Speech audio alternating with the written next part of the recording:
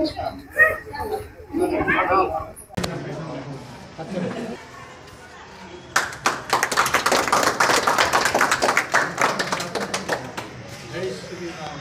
श्रीराम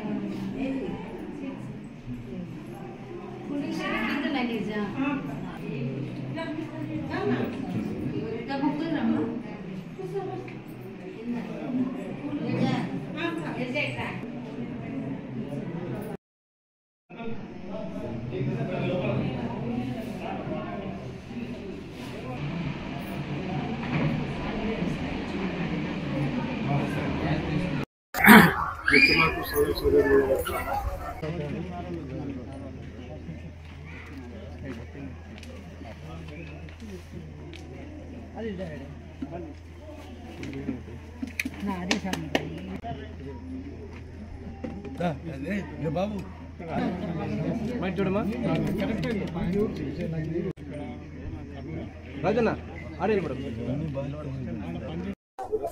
అందరికీ వందనము। మరీ ముఖ్యంగా ఈరోజు ఈ సూర్యసాయి ఓల్డ్ ఏజ్ హోమ్ను ప్రారంభానికి కృషి చేసిన ఏ సూర్యనారాయణ గారు, ఏ నాగరాజు గారు ముఖ్యంగా ధన్యవాదాలు తెలుపుకుంటున్నాను। మీ అందరికీ తెలుసు, భారతదేశం అభివృద్ధి చెందిన దేశంగా రూపాంతరం చెందుతున్నప్పటికీ కూడా ఈరోజు సుమారు 30% ఆఫ్ ది పాపులేషన్ ఈరోజు దయనీయమైన పరిస్థితిలో బిలో పావర్టీ లైన్లో ఉండడం మనం చూస్తున్నాం। అదేవిధంగా టెక్నాలజీ పెరిగి అనేక మంది యువకులు విదేశాల్లో పోవడం, తల్లిదండ్రులను ఒంటరిగా చేయడం, తర్వాత అనేక మంది తల్లిదండ్రులను చిల్డ్రన్ డిస్కార్డ్ చేయడము ముఖ్యంగా ఈ వ్యవస్థలో చాలా బాధాకరమైన రూపాంతరం చేస్తున్నాం। సైంటిఫిక్గా కూడా ఇది ప్రూవ్ అయింది। ఒంటరితనం అనేది రోగంతో సమానం। ఒంటరితనంతో ముసలి వాళ్ళు వారు లేక వాళ్ళు ఆల్మోస్ట్ గృహ నిర్బంధంలో ఉండి వారి ఆయుష్ ప్రమాణం తగ్గిపోయి అనేకమైన రోగాలకు గురి కావడం జరుగుతుంది। కాబట్టి ఈ దేశంలో ఇప్పుడు చాలా మటుకు వృద్ధాశ్రమాలు వారికి సకల సౌకర్యాలు కలుగజేస్తూ చుట్టుపక్కల 20 మందిలో వారిలో ఉండే అనేక విషయాలను వెలికి తీయడానికి కూడా అవకాశం ఉంటుంది। అటువంటి వృద్ధాశ్రమం, ఎందుకంటే వృద్ధాశ్రమం చాలా భయంకరమైన జబ్బుగా భారతదేశంలో మనకు కనపడతా ఉంది।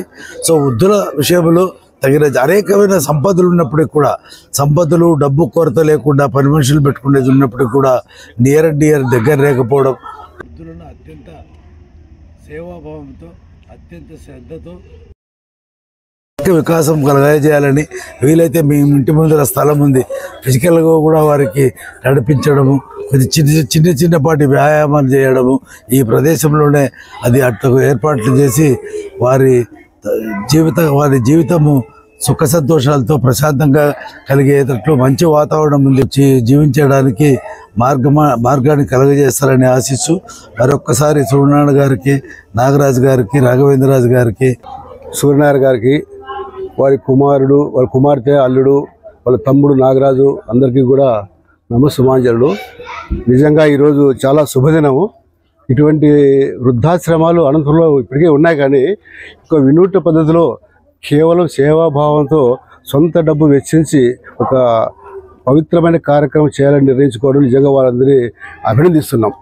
ఎంతోమంది ఇన్కమ్ వచ్చేవాళ్ళు ఉన్నారు కానీ నెల నెల, బట్ ఆ ఇన్కమ్ని సమాజం కోసము మనం కూడా ఖర్చు పెట్టాలి, సమాజంలో మన వంతు పాత్ర చేయాలనే ఆలోచన రావడమే ఒక గొప్ప విషయము. అటువంటి ఆలోచన వచ్చేందుకు సూర్యనారాయణ గారికి, వాళ్ళ కుటుంబ సభ్యులందరికీ మనస్ఫూర్తిగా అభినందనలు తెలియజేసుకుంటున్నాం. నిజంగా ఈ ఓల్డ్ ఏజ్ హోమ్స్ అనేటివి కేవలం అనాథ శరణాలయాల మాదిరిగా కాకోకుండా ఈరోజు మేము ఇక్కడ వచ్చిన తర్వాత వచ్చి మేము బాగుపడ్డాము అనే విధంగా ఈ ఓల్డేజ్ ఆశ్రమాన్ని తీర్చిదిద్దాలి. చాలామంది ఇప్పుడు ఈ స్పాన్ ఆఫ్ లైఫ్ పెరిగిన దానివల్ల సైంటిఫిక్గా ఒకప్పుడు 60 ఏళ్ళకే ముసలోళ్ళు అయ్యేవాళ్ళు, ఈరోజు 70 ఏళ్ళ వరకు కూడా బాగా యాక్టివ్గా తిరుగుతున్నారు. ఈవెన్ ప్రభుత్వాలు 4,000, 3,000 పెన్షన్లు ఇచ్చినప్పటికీ కూడా వాళ్ళకి మనోధైర్యం వచ్చినా కానీ వాళ్ళు స్వతంత్రంగా ఉండి చేసుకోలేటువంటి పరిస్థితి. ఒంటరిగా కొడుకు లేకపోయారే, కూతురు లేకపోయారే, మేము ఇంత సంపాదించి ఇంత ఉండి కూడా మేము అనాథగా మిగిలిపోతున్నామనే ఆ ఒంటరి భావన లేకోకుండా ఇక్కడికి వచ్చినప్పుడు 10 మంది 20 మంది గుంపులో కలిసినప్పుడు ఇంతమంది మేమంతా అక్కా చెల్లెలు, అన్నాదమ్ములు ఇంతమంది బాగున్నాము, ఎంతో బాగుంటుంది ఒక మానసిక ఉల్లాసము క్రియేట్ చేసే వాళ్ళు అవుతారు. ఆ కుటుంబ పరిశ్రమల మాదిరిగా వాళ్ళతో ఏదైనా చిన్న చిన్న పరుగులు పెడితే వాళ్ళు మెంటల్గా ఇంకా కొంచెం బాగుంటుంది. వాళ్ళు చేసే పని, సో మేము ఈ పని చేస్తాను కాబట్టి నాకు ఆ వర్క్షాప్ నాకు బాగా తెలుసు, ఆ స్కిల్ వాళ్ళ నైపుణ్యం ఉపయోగించుకోగలిగితే వాళ్ళ తర్వాత మిగతా వచ్చేవాళ్ళు కూడా మంటుంది.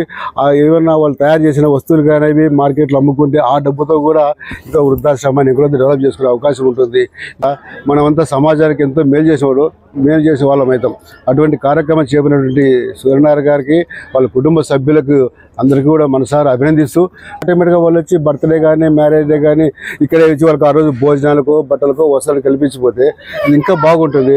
ఆ విధంగా క్రియేట్ చేసుకోగలిగితే ఇంకా బాగుంటుందని తెలియజేసుకుంటూ, గౌరవనీయ శ్రీ గురుప్రసాద్ సార్ గారికి, శ్రీ రామరెడ్డి సార్కి ఈ కార్యక్రమం వచ్చినందుకు ఆయనకు ధన్యవాదాలు చెప్తున్నాం సార్.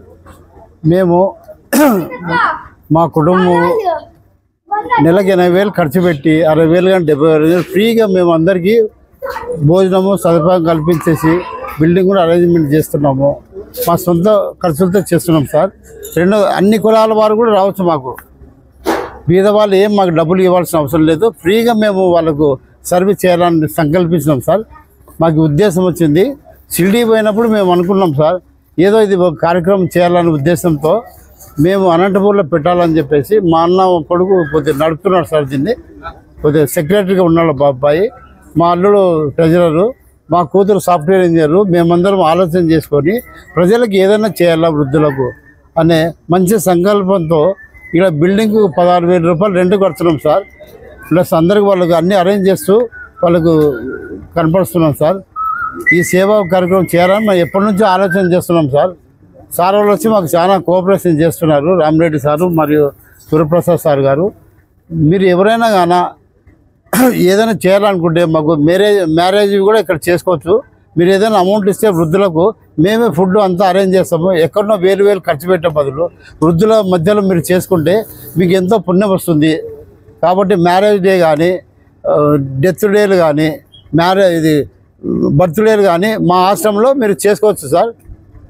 మాకు ఒక 5,000 రూపాయలు ఇస్తే మేమే అన్నీ చూసుకుంటాం. మీకు మీ అమ్మడు వచ్చిన వాళ్ళకి భోజనాలు అన్నీ పెడతాము.